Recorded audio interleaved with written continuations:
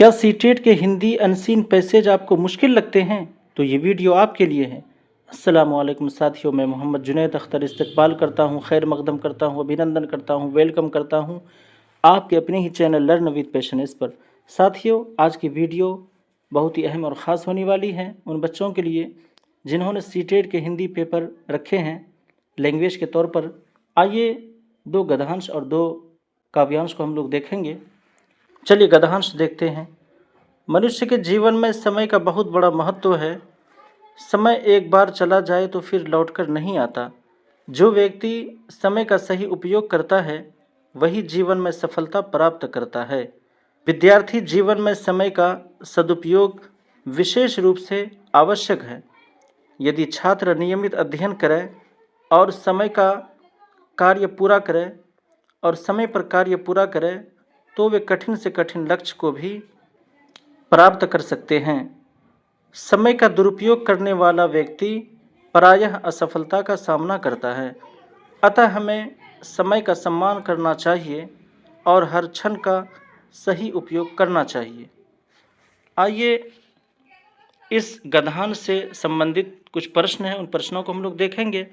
गद्यांश का मुख्य विषय क्या है? तो इसका राइट ऑप्शन बी हो जाएगा। समय का महत्व इसका क्या है? इस गद्यांश का मुख्य विषय है।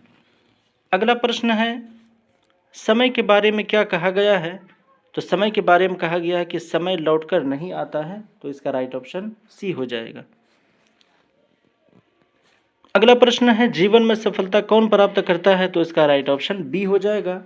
जो समय का सही उपयोग करता है वही जीवन में सफलता प्राप्त करता है। अगला प्रश्न है, विद्यार्थी जीवन में क्या आवश्यक है? तो इसका राइट ऑप्शन सी हो जाएगा। समय का सदुपयोग विद्यार्थी जीवन में बहुत ही आवश्यक है।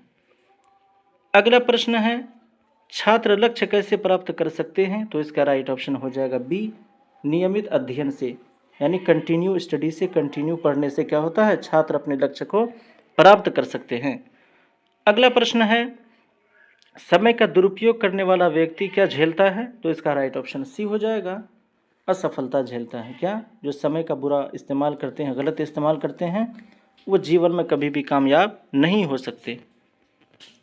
अगला प्रश्न है, समय के प्रति हमारा व्यवहार कैसा होना चाहिए? तो इसका राइट ऑप्शन सी हो जाएगा, सम्मानपूर्ण हमारा व्यवहार होना चाहिए। अगला प्रश्न है, कठिन लक्ष्य भी कैसे प्राप्त किए जा सकते हैं? तो इसका राइट ऑप्शन बी हो जाएगा, समय के सही उपयोग से कठिन लक्ष्य भी प्राप्त हम कर सकते हैं। अगला प्रश्न है, गद्यांश किसे संदेश देता है? समय का महत्व समझने वाले को गद्यांश ये संदेश देता है। बी ऑप्शन इसका राइट हो जाएगा। अगला प्रश्न है, सदुपयोग शब्द का अर्थ क्या है? तो इसका राइट ऑप्शन हो जाएगा बी, सही प्रयोग। सदुपयोग मतलब जो सही प्रयोग करता है अपने समय का, वही क्या है, सही प्रयोग, सदुपयोग का अर्थ है। अब यहाँ पे हम लोग एक काव्यांश को देखते हैं, इससे संबंधित कुछ प्रश्न होंगे, फिर उनको भी देखेंगे। चलिए काव्यांश देखते हैं। उठो अभी तो मंजिल दूर है, हर कदम पर नया नूर है, मेहनत से ही सपने साकार होते, हिम्मत से ही अंधेरे हार होते। ये काव्यांश है। अब इससे संबंधित कुछ प्रश्न होंगे, उनको भी हम लोग देख लेते हैं। काव्यांश का मुख्य भाव क्या है? तो इसका राइट ऑप्शन सी हो जाएगा, प्रेरणा। काव्यांश का मुख्य भाव क्या है? प्रेरणा, यानी मोटिवेशन। इस काव्यांश में विद्यार्थियों को मोटिवेट किया गया है, मोटिवेशन दी गई है, ताकि वो अपने मोटिवेशंस के माध्यम से विद्यार्थी हमेशा आगे बढ़ते रहें। मंजिल दूर है से क्या संकेत मिलता है? तो इसका राइट ऑप्शन है बी, प्रयास जारी रखना। जब मंजिल दूर होती है तो फिर इंसान को चाहिए कि अपने प्रयास को वो जारी रखें। अगला प्रश्न है, सपने कैसे साकार होते हैं? तो इसका राइट ऑप्शन बी हो जाएगा, मेहनत से ही सपने साकार होते हैं। अगला प्रश्न है, अंधेरे किससे हारते हैं? तो इसका राइट ऑप्शन सी हो जाएगा, हिम्मत से अंधेरे हार जाते हैं। अगला प्रश्न है, कविता किसे आगे बढ़ने के लिए कहती है? तो इसका राइट ऑप्शन सी हो जाएगा, उठने को आगे बढ़ने के लिए कविता कहती है।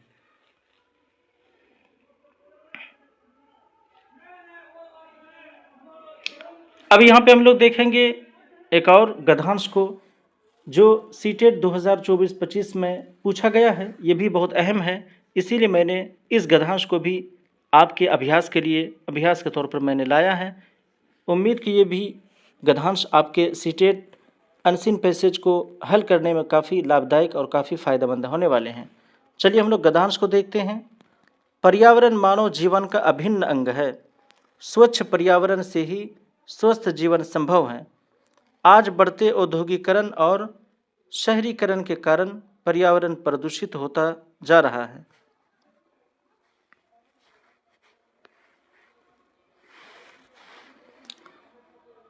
वायु, जल और भूमि प्रदूषण से अनेक रोग उत्पन्न हो रहे हैं।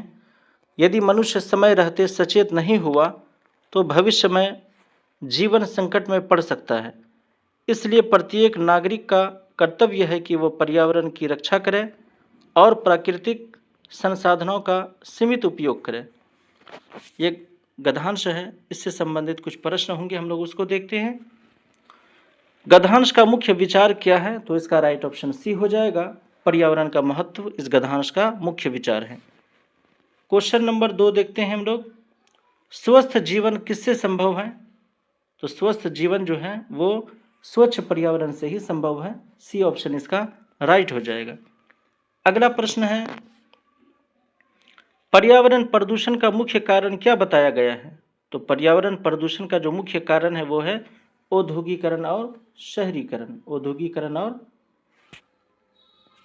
औद्योगिकरण और शहरीकरण, तो इसका राइट ऑप्शन बी हो जाएगा। अगला प्रश्न है,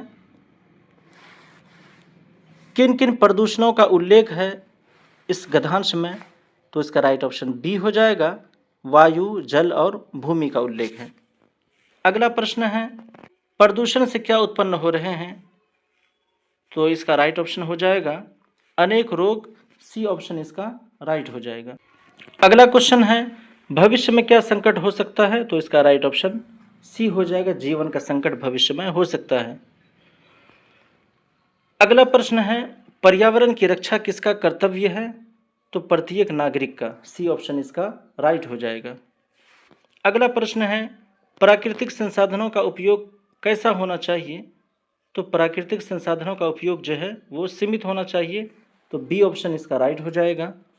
अगला प्रश्न है, अभिन्न अंग का अर्थ क्या है? तो अभिन्न अंग का अर्थ है बहुत महत्वपूर्ण भाग। बी ऑप्शन इसका राइट हो जाएगा।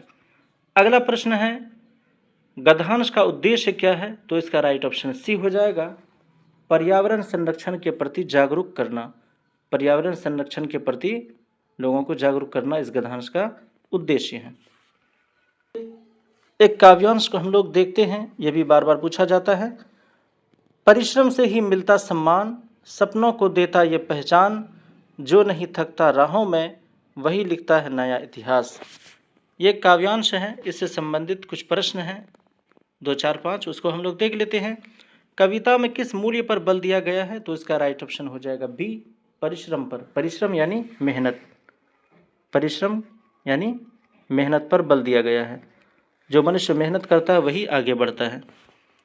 अगला प्रश्न है, परिश्रम से क्या प्राप्त होता है? तो परिश्रम से सम्मान प्राप्त होता है। बी ऑप्शन इसका राइट हो जाएगा। अगला प्रश्न, सपनों को कौन पहचान देता है? तो इसका राइट ऑप्शन सी हो जाएगा। परिश्रम क्या करता है? अपने सपनों को पहचान देता है। अगला प्रश्न देखिए, राहों में नहीं थकता से क्या आशय है? इससे आशय है कि निरंतर प्रयास करना। सी ऑप्शन इसका राइट हो जाएगा, निरंतर प्रयास करना। अगला प्रश्न है, नया इतिहास कौन लिखता है? तो इसका राइट आंसर हो जाएगा सी, मेहनती व्यक्ति क्या करता है? एक नया इतिहास लिखता है। उम्मीद कि ये वीडियो आपको अच्छी लगी होगी। वीडियो अच्छी लगे तो वीडियो को लाइक करें। अगर चैनल पे पहली बार आए हैं तो चैनल को सब्सक्राइब कर लें और बेल आइकन ज़रूर प्रेस कर लें ताकि हर नई वीडियो सबसे पहले आपको मिल सके। और अपने दोस्तों को ज़रूर शेयर करें ताकि उनका भी फ़ायदा हो सके। मिलते हैं फिर अगली वीडियो में, तब तक के लिए अपना ख्याल रखें। जय हिंद।